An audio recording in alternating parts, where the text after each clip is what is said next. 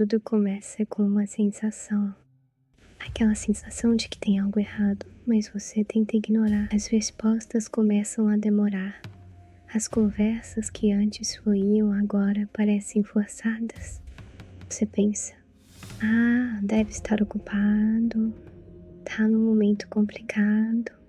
Você tenta entender, tenta acreditar que é só uma fase. Mas o tempo passa e o silêncio continua, até que vem o momento da constatação. Eles estão online, postando, curtindo, respondendo outras pessoas, só não você. E aí a ficha cai, você foi ignorado.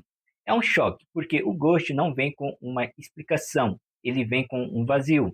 E nesse vazio nascem as perguntas: o que aconteceu? Eu fiz algo errado? Será que aconteceu alguma coisa com essa pessoa? Muitos chegam a virar verdadeiros detetives digitais.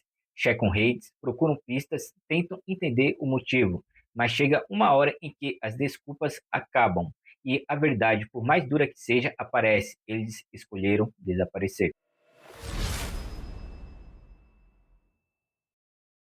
O ghost não é só o silêncio, é o que esse silêncio causa dentro de você.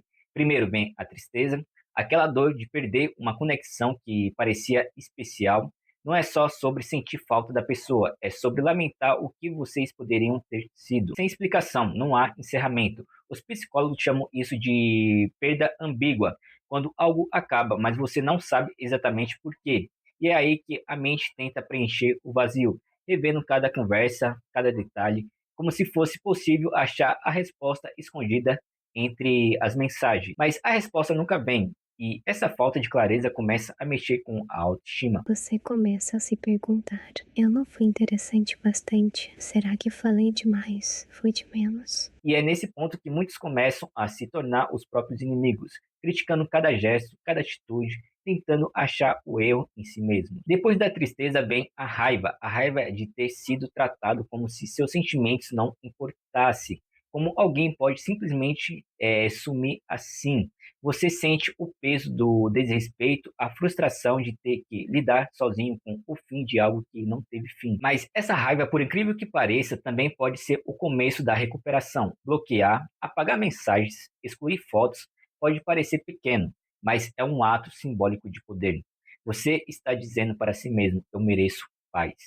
E no meio disso tudo vem a culpa. Você começa a pensar que foi a causa do sumiço, que talvez tivesse feito algo diferente, poderia ter evitado. Mas a verdade é, o Ghost fala mais sobre quem foge do que sobre quem fica.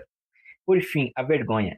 Porque sim, ser ignorado dói, mas também envergonha. Você se pergunta por que não fui digno de uma despedida? Mas o tempo ensina que o problema nunca foi você, e sim o medo do outro em lidar com o desconforto da verdade.